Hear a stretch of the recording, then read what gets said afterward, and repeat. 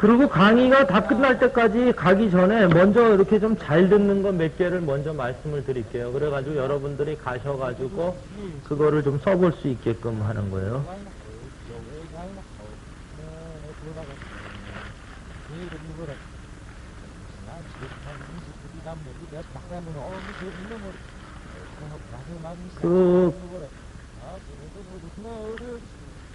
어지럽다 그러거나요. 어지럽다던가 눈이 침침하다, 속이 미식거리고 구역질을 한다. 그 다음에 대변이 안 좋다. 여자들은 생리가 안 좋다. 그 다음에 머리 정수리 꼭대기가, 그러니까 이 정두통이다. 이 가운데 부분이 아프다. 뭐 간염이 있다. 그 다음에 피로를 많이 느낀다. 이런 경우에는 간병으로 보는 겁니다. 지금 얘기한 증상이 상당히 쉬운 증상이에요. 근데 그거를 여러분들이 환자가 올 때 간이다 그러고 간에 대한 약을 주고 간에 대한 침을 놔야 되는데 그렇지 못하는 경우가 있어요. 그러니까 그거를 좀 그렇게 생각을 하셔야 돼요. 그러니까 어제 밤새서 일하고 아침에 한의원에 와서 어제 밤새 일했더니 허리가 아파요. 이런 사람은 나는 간병입니다. 이렇게 얘기하고 그렇게 하는 거니까 간에 대한 침을 놔줘야 돼요. 간에 이상이 있는 사람들은 특히 간암이나 간경화 쪽으로 가는 사람들은요 대체로 변비가 극도로 심합니다. 그래서 어떠한 변비약을 먹어도 안 들어요.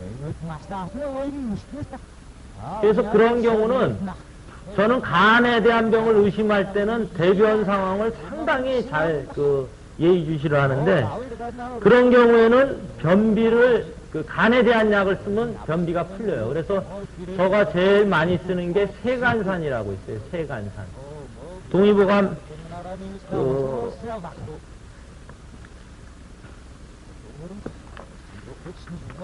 원본으로 볼 때 140페이지예요. 간문에 보면 있어요. 오장육부 간문에 보면은 세간산이라고 있어요. 그것을 제일 많이 쓰는데 그게 이제 간에도 잘 들으면서 변비도 없애집니다. 그래서 간암이나 간경화, 간염이 오래된 사람 이런 사람들한테는 변비가 풀릴 때까지는 저는 세간산을 써줘요. 그리고 이제 변비가 풀리면은 그 다음부터 또 다른 처방으로 가거나 아니면 그 처방을 그대로 주고.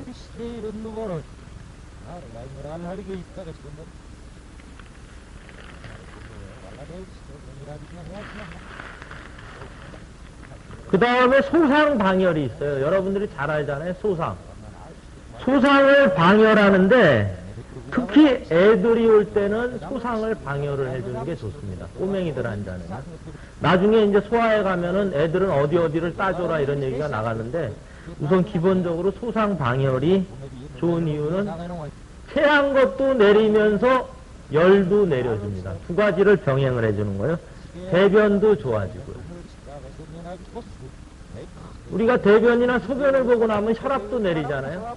마찬가지로 체기도 내리고 열도 내리고 변비도 내려줘요. 그러니까 해열제를 먹었는데도 계속 열이 안 내려가는 애들은 반드시 체기가 있는 거예요. 애든 어른이든 마찬가지입니다.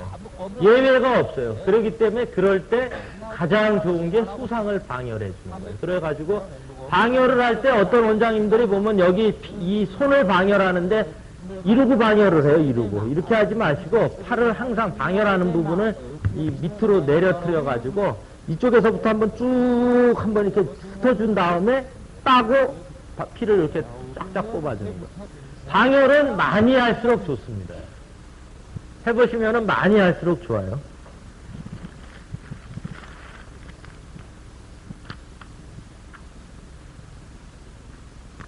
그리고 방열을 어떻게 하냐면은 방열을 많이 하려고 생각을 하면은 우리 란셋에 알맹이 있지 않습니까?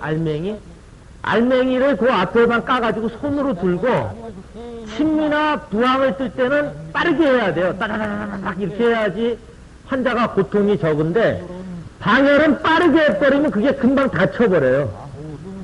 그래서 탁 하고 나가지고 피가 안 나와요, 피가. 근데 그렇게 하지 마시고 방열을 할 때는 그 삼능침이든, 그러니까 그래서 삼능침이 아니라 그 알맹이를 까가지고 하든 아니면 여러분들이 그 1.5cm 침으로 하든 간에 침을 딱 꼽아놓고, 그러니까 꾹 누른 다음에 조금 시간을 뒀다가 빼버리는 겁니다. 그 요령인데 상당히 그거 해보면 차이가 많아요. 그래서 그 란셋 알맹이 껍질을 빼고 그 다음에 이렇게 꾹 눌렀다가 조금 있다가 딱 빼버려요. 그러면 피가 아주 그냥 줄줄줄 흘러요. 그거는 요령인데 그렇게 해보시고요. 그 다음에 그 치료율을 자꾸 물어보세요. 치료율이 몇 프로 정도 치료율이 되느냐. 그럼 당신네 그 김 원장님은 한의원에서 몇 프로 치료율이 되냐 이러는데, 여러분들이 일반적으로 한의원에서 전혀 못 보는 환자들이 상당히 많아요. 와보시면은. 그러니까 웬만큼 환자 많이 보는 원장님들 외에는, 그러니까 들어보지도 못한 병, 뭐 병이라고 이런 병도 이 세상에 있나 싶은 정도의 병의 환자들이 상당히 많아요. 그러니까 뭐 관절 같은 경우는 뭐 1, 2년 된 분 이런 분들보다도 한 20년, 30년 이렇게 되신 분들. 그러니까 뭐, 그리고 뭐 하여튼 너무너무 이상해서, 저도 난생 태어나서 환자 많이 봤다고 자부하는데도 처음 본 환자들도 많이 와요. 근데 그런 사람들도 치료되는 치료율은 한 80% 정도 보시면 돼요. 80% 정도. 그러니까 50% 정도까지는 그냥 가볍게 잡아요. 그러니까 무슨 얘기냐면은 여러분들이 잘 안 된다라는 뭐 디스크나 관절이나 이 중풍 같은 거는 그래도 좀 쉬운 쪽에 속하는 병이에요. 그러니까 여러분들이 그래서 실습을 해보시는 게 상당히 도움이 됩니다. 아, 이런 병들도 치료가 되는구나. 여기 계신 분 중에서 저번 주에도 이렇게 와서 저희 한의원에 와서 이렇게 좀 계셨던 분들이 이렇게 눈에 띄는데, 그러니까 한 80% 정도까지는 고칠 수가 있어요.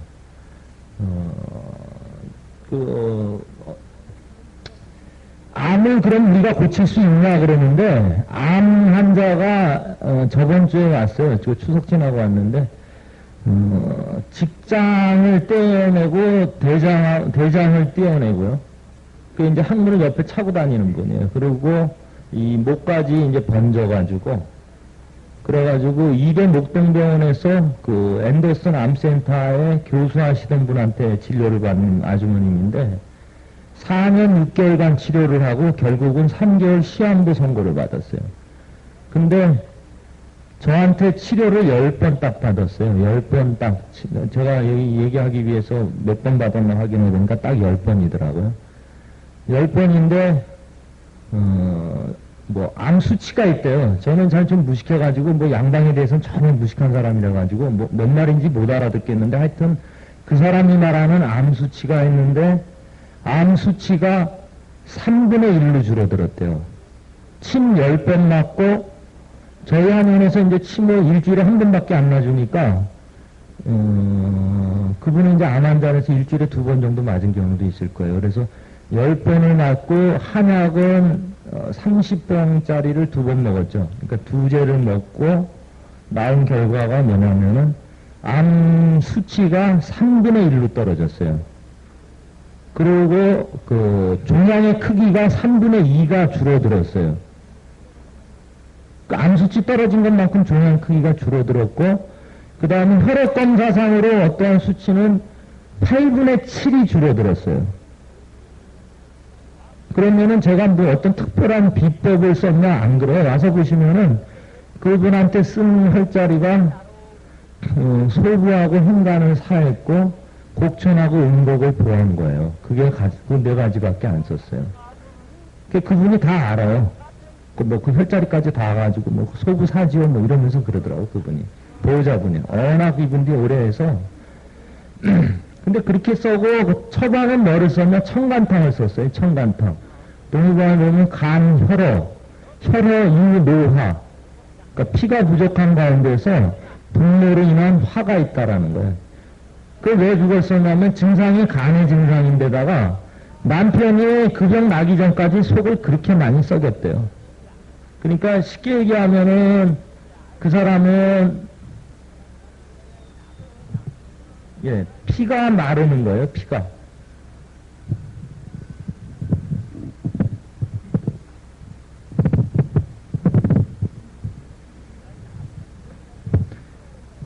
일반적으로 피 마른다 그러지 않습니까? 그게 혈액 이후 노화예요. 그게 그거거든요. 그래서 그 증상이 있어가지고 그냥 그걸 썼어요. 근데 그분이 뭐라 그러냐면은 지금 그 암에 대한, 제가 암에 대해서 정확히 모르니까 암에 대해서 어떠한 약을, 암약이죠. 양약을, 암약을 먹으면은 이게 막 구토가 나면서 막 다 토한대요. 그런데 그 약을 먹고 막 구역질이 나고 토하려고 그러면 한약을 그 청간탕이라는 거를 딱 먹으면은 쫙 가라앉는데요. 그리고 제가 그랬는데 그분이 이제 이 손가락 쪽에서 손바닥 쪽으로 이렇게 물집이 생겼어요. 크게. 추석 기간에 이제 제가 치료를 못 했는데, 그 사이에 제가 치료를 안 했더니 그분 얘기가 병원에 가서 입원을 했는데, 이대목동병원에. 한의사한테 그 가스에 찔린 거라 그러더래요, 맨 처음에는. 그래가지고, 그랬더니 가스 찔린 적 없다 그랬더니, 그럼 침 맞았나 그래가지고, 침을 맞았다 그러니까, 침 맞아가지고 그렇게 된 거라 그러더래요. 그래가지고 제가 그다음부터 치료 안 한다 그랬어요. 당신 그렇게 생각하면 치료하지 말아라. 그래서 치료 안 한다 그러니까, 한 시간 이상 기다리면서 치료해달라고 애원복구를 하더라고요. 그러니까 뭐 제가 그 얘기를 하려고 그런 게 아니라, 여러분들이 치료할 수 있는, 여러분들이 알고 있는 것도 정확하게만 쓰면은 암도 고칠 수가 있어요. 근데 그 혈자리를 그 보호자분의 뭐 형님이 한의사라고 그러시는데, 그 혈자리를 가서 이렇게 그대로 얘기를 하니까 간 정격하고 승격을 합친 것 같은데 그거 좀 자기는 이해할 수 없다 그러더라고요. 그렇게 얘기를 하셨대요. 그분 얘기 그대로 얘기를 하는 거예요. 그러니까 중요한 거는 뭐냐면은, 암이다 그랬을 때 그걸 암으로 보면은 우리는 끝나는 거예요. 암을 암으로 봐가지고 우리가 무슨 치료법이 있어요? 아무런 것도 없어요. 뭐 다발성 정화증이다라는 것도 마찬가지고, 루푸스병, 뭐 루게리병, 저 요즘에 참 많이 배워요, 그거. 그러면 하도 이상한 환자들이 오는데, 그런 환자들이 와도 한 방식으로만 보면 돼요. 한의 기준으로만 딱 봐가지고, 이 사람은 이게 간병이다, 심장이다. 하여튼 중병은 다 장병이에요. 장병. 장병, 복병, 경락병 이럴 때 중병은 다 장병이에요. 그러니까 여러분들이 볼 때 진짜 이상한 병이다 그러면은 오장에서 찾으면 돼요. 그러니까 그런 식으로 머리를 딱 고정을 시켜야 돼요. 파킨슨씨 병에 대해서 막 얘기를 하면 파킨슨씨 병이 어떠고 이러면은 그다음부터는 치료가 안 돼요. 치료가. 그러니까 그런 거는 뭐냐면, 저는 양방에 대해서는 전혀 모르는데도 뭐만 보냐면은 그 사람이 어떤 데이터를 갖고 오면 전혀 안 봐요. 그건 안 보고 뭐를 보냐면은, 이런 병을 갖고 있는 사람들이 어떠한 증상들을 발현을 하는가. 그러니까 그 증상을 잘 보면은, 이 사람이 어떠한 병이구나. 또 그 사람이 병이 이렇게 어떤 식으로 해서 결국은 죽는다 그럴 때, 이 사람이 어떻게 죽는가. 그거를 보면은, 이 병이 어디서 들어와서 어느 쪽으로 진행이 되고 어느 쪽으로 가서 죽는구나. 그게 상생상극하고 연결이 돼요. 그러니까 그거에 대해서 그런 식으로 생각을 하셔야 돼요. 그러니까 증상을 나타내는 거는, 증상은 잘 들으셔야 돼요. 여러분들 한의원에 누가 어떤 병이 오더라도 무슨 병인가 이러면 겁먹지 마시고 그 원인이 뭘까를 잘 생각을 하셔가지고, 요거는 이런 식으로 치료해야 되겠다, 저건 저런 식으로 치료해야겠다, 이런 식으로 그거를 한의학적으로 꼭 하셔야 돼요. 그리고 치료율은 그 정도 되니까 여러분들도 자신감을 갖고 하세요. 그러면 이것이 어느 날 갑자기 몇 마디 듣고 생기냐, 그렇지는 않습니다. 여러분들이 제가 볼 때는 한의학 원론이나 그런 아주 제일 기초적인 한의 서적 있지 않습니까? 그거를 한번 자세히 보세요. 가장 기초적인 그 한의학 책이 가장 중요한 책입니다. 제가 볼 때 한의학은 뭐 무궁무진한 그런 거가 있는데 기초만 알아도 다 고칠 수가 있어요. 기초만 알아도. 근데 너무 여러분들이 그러니까 높은 수준의 학문을 자꾸 탐구하다 보니까 기초를 망각을 해서 그런 거니까 좀 반드시 그거는 한의학 원론이나 뭐 이런 한의학 사전 같은 거 이렇게 보시면서 이렇게 쭉 보시는 것도 도움이 돼요. 저도 그런 책 많이 보거든요. 그러니까. 네, 그리고 진도 나가겠습니다. 그리고 치매 효과 알기, 저번에 그거 하다가 그만뒀죠. 치매 효과는 우선 첫째 즉각적인 통증의 소실이에요. 즉각적인 통증의 소실인데, 저번에 얘기한 것 같으네. 그 매개 변화부터 하십시다. 그 다음에, 그러니까 치매 효과에서 첫 번째가 즉각적인 통증의 소실이고요. 두 번째가 매개 변화예요.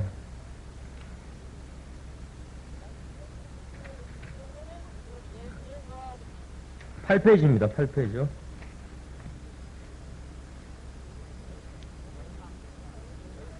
저는 솔직히 말하면 맥을 잘 몰라요. 여러분들한테 이 맥에 대해서 말할 수 있을 위치는 아닌데, 제가 모르기 때문에 제 나름대로, 그러니까 제가 맥을 전혀 모르왔기 때문에 저는 이렇게 씁니다 하니까, 맥에 대해서 권위가 있으신 분들은, 자신이 있는 분은 그대로 하시고, 전혀 자신이 없다 그러면 저랑 비슷하게 하시면 될 것 같아요. 그래서 우선 침을 놓으면요, 경증 환자들은 통증이 감소됩니다. 그러니까 통증이라는 거는 불편한 증상을 포함하는 거예요. 그리고 중병들, 그러니까 뭐 병이 아주 큰 병들은 뇌계 변화가 와요. 그러니까 통증의, 그러니까 뭐 증상의 변화보다는 뇌계 변화가 옵니다.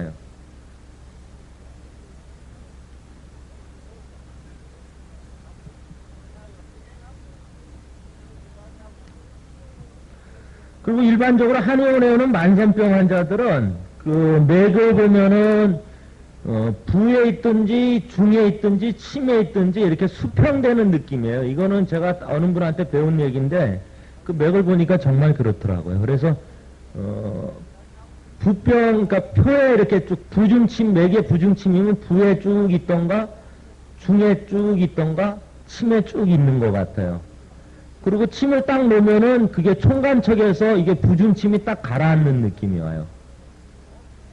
그러니까 저는 딴 거는 구별을 안 하고 우선 첫 번째 보면은 이 사람이 대부분 만성병은 다 똑같거든요. 부에 가던가 중에 가던가 침에 가는데 침을 딱 놓으면 부 쪽에서는 그러니까 총간척이면 척 쪽이 이렇게 기울어지는 느낌이에요.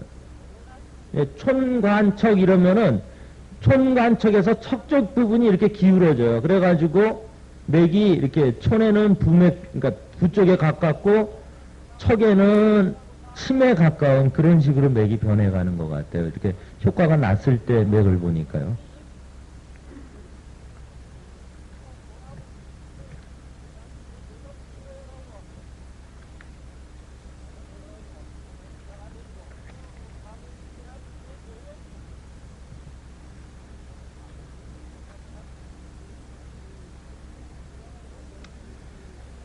그 다음에 맥이 지하거나 삭한 맥이 평맥으로 변하는 느낌을 받아요. 그러니까 그 두 가지가 어떻게 보면은 제가 구별해. 이게 이 침이 들어갔는데 효과가 좋다 안 좋다를 가장 먼저 느낄 때, 이게 기울어졌나? 그 평맥으로 변했나? 근데 평맥이라는 것 자체도 잘 모르잖아요.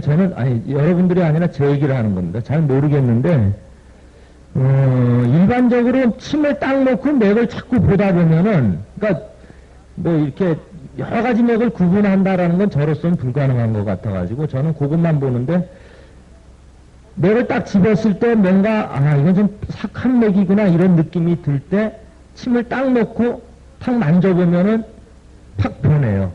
근데 그게 평맥이에요. 자꾸 해보니까 그런 느낌을 받아요. 그리고 또 맥이 지하잖아요. 지할 때 이렇게 만져보면은 침을 탁 놓고 만져보면은 힘이 있으면서 약간 팡팡 하는 그런 느낌이 딱 오더라고요. 그러니까 28맥이니 이런 건 저한테는 뭐 벅차가지고 저는 완전 포기한 사람이고 그냥 기본적으로 내 침이 효과가 있는가 없는가를 볼 때 이제 그거를 봅니다. 근데 이 지삭이 상당히 중요해요. 그러니까 한의학에서 제일 중요한 게 뭡니까? 이러면 저는 허실 한열이 제일 중요하다고 봐요. 그러니까 허하냐, 실하냐, 하나하나 열하냐. 이게 팔당에도 뭐 그거 보면은 음양표리 한열 허실 아닙니까? 근데 이게 왜 어렵냐면은 여러분이 침을 놓을 때 왜 어렵냐면은 한도 실이 있고, 그러니까 허한도 있고, 허실도 있고요. 허로 봤을 때도요. 실로 봤을 때도 실열이 있고, 실한이 있다고요. 그러니까 제가 침을 놓을 때 오행침을 놓게 되면은 그 5가지 혈에 12경락이면은 12개니까 60개밖에 안 돼요. 60개. 그러니까 어떻게 보면 여러분이나 저나 똑같이 60개를 갖고 지금 구사를 할 수가 있는데 오행침을 예를 드는 겁니다. 그럼 60개 중에서 고르는 거를 보면은 별 차이가 없을 수 있어요. 근데 그게 경우의 수가 이렇게 구별이 되니까 4가지 경우가 나와요. 그러니까 환열 허실이 이렇게 조합이 돼 버리는. 그래서 어떻게 보면 240가지가 변해버려요. 60개에서 그게 4가지를 곱하면 240가지 경우의 수가 된다고요. 그래서 아마 어려우실 것 같아요. 그래서 그 지삭을 제일 중요시 여기는 게 왜냐? 그러니까 이제 그 한열을 볼 수 있다라는 거죠. 그러니까 처음부터 맥을 보고 이게 뭐 28맥이 어디에 해당되고 막 이렇게 하면은 그러니까 저 얘기하는 겁니다. 지금 이 맥에 대한 얘기는 너무 뭐 도저히 구별이 불가능해서 맨 처음에는 아무것도 안 봤어요. 저는 그냥 아무것도 안 보고 그래 이게 지냐 사기냐 평이냐 이것만 보는 거예요. 침 딱 놓고 지냐 사기냐 평이냐 그러니까 어느 쪽으로 이게 평으로 갔냐 안 갔냐 그것만 계속 보니까 그거는 좀 감이 잡히더라고요.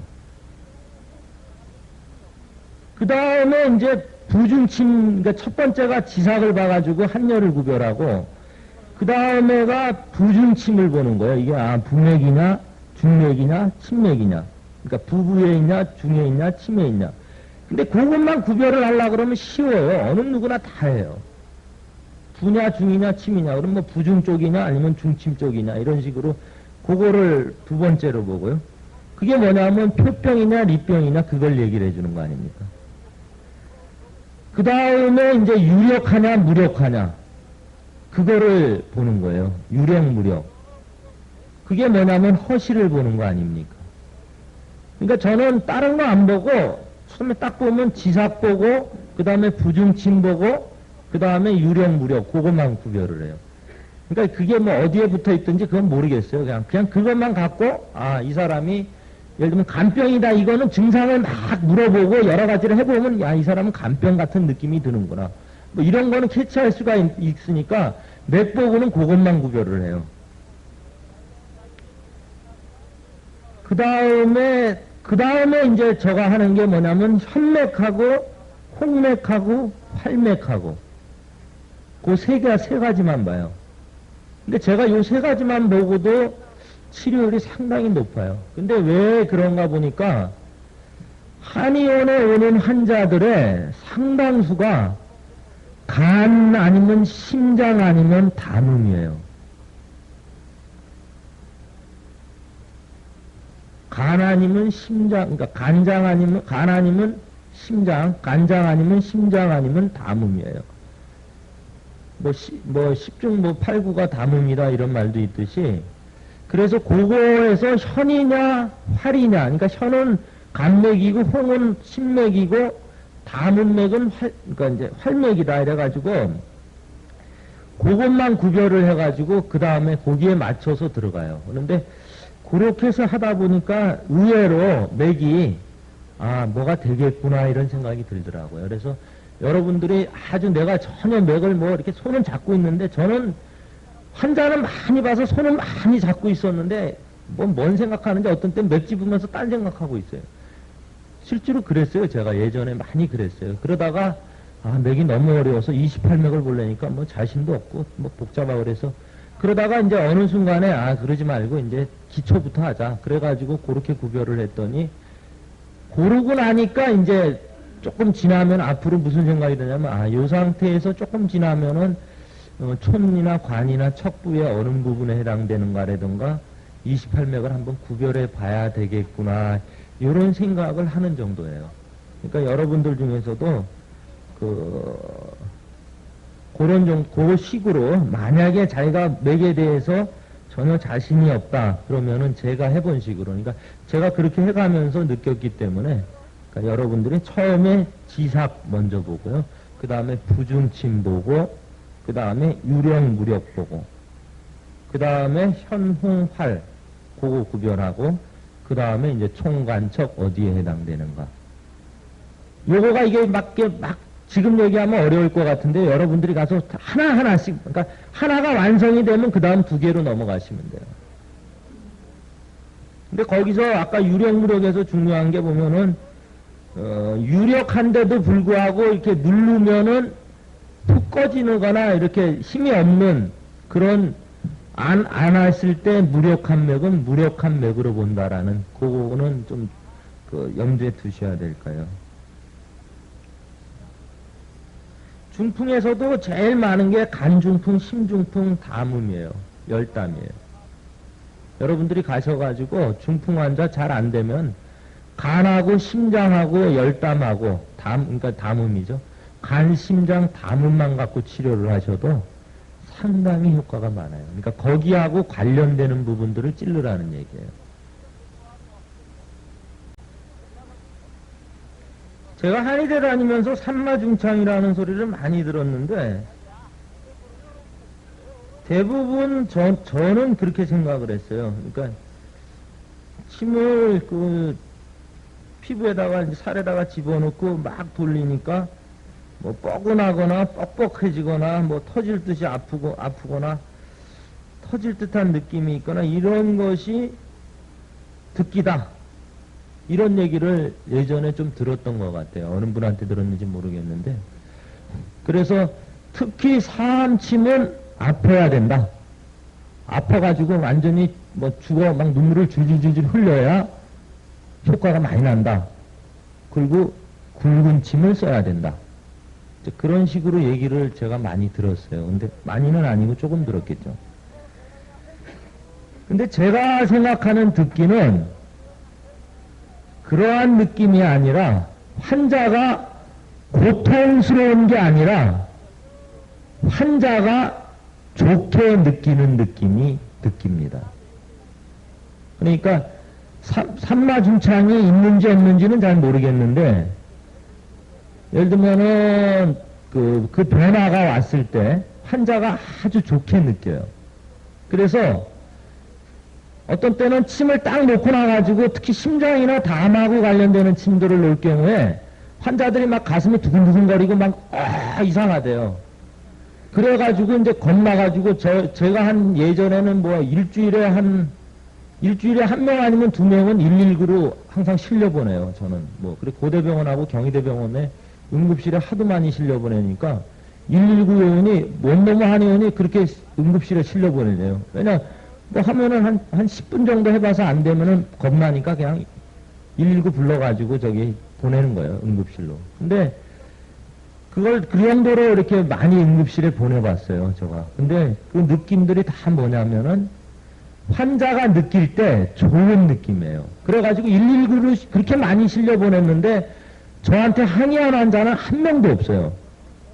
그리고 끝나고 나면은 한 3일 정도, 그러니까 힘이 쫙 빠져요. 일반적으로. 그러니까 완전히 그냥 119로 실려갈 정도인데도 그러니까 힘이 하나도 없고, 그리고 힘이 없는 게 심한 사람은 한 3일 정도까지 힘이 없어요.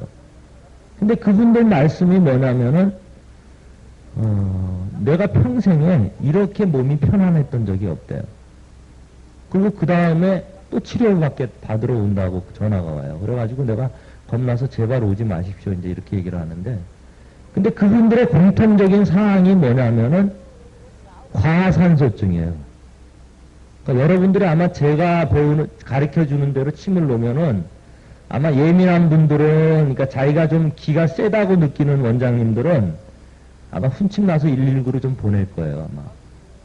그러니까 무슨 얘기냐면은, 근데 그때 과산수증이래요. 그래가지고 병원에 가서 모든 검사를 해보면 아무 이상이 없고 산소가 너무 과해가지고 비닐봉지를 이렇게 하나 씌워준대요, 입에다가. 자기 입에다가. 그래가지고 자기가 내뿜은 산소를 그대로 이렇게 이산화탄소를 마시게 한다 그러더라고요. 그러니까 그거는 미리 얘기를 드리고요. 그 다음에 듣기에서 예를 들면 가슴이 답답한 사람이다. 그러면은 듣기가 어떤 식으로 오냐면은 침을 딱 꼽으면은 이 가슴에서부터 에어컨 바람 같이 시원한 바람이 쫙 오면서 밑으로 쫙 내려간대요. 그리고 저린 사람은 저린 게 이게 쭉 내려간다라는 거예요. 그러니까 듣기는 제일 중요한 게 원장님들이 제가 어떤 환자는 이거는 문제 없겠다라고 느끼고 어떤 사람은 좀 이건 내가 침이 잘못됐다라고 느끼는 거가 기준이 뭐냐면은 침을 딱 낳고 어떤 이상이 왔는데 환자가 불편하다고 얘기하면 이건 내 침이 잘못됐구나 이렇게 생각을 해요.